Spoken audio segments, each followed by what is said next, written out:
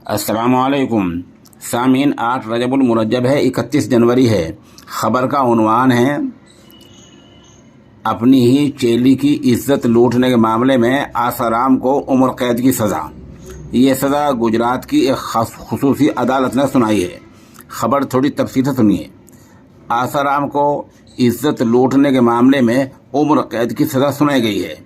आसाराम को कल 30 जनवरी के दिन 24 घंटे पहले गुजरात की अदालत ने कसूरवार ठहराया था।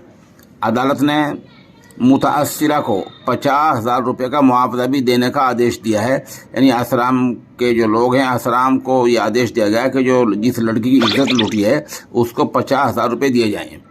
गुजरात में गांधीनगर की एक अदालत ने मुबैना इन नाम निहाद बाबा आसाराम बापू को एक